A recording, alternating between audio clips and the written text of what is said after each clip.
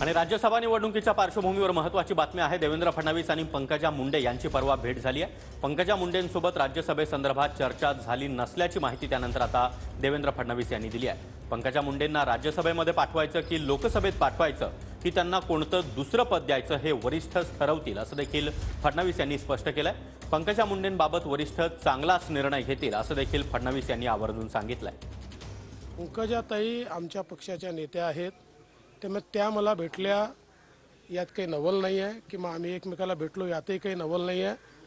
कुठलीही याच्यामध्ये राज्यसभा किंवा अशा प्रकारची चर्चा झालेली नाही।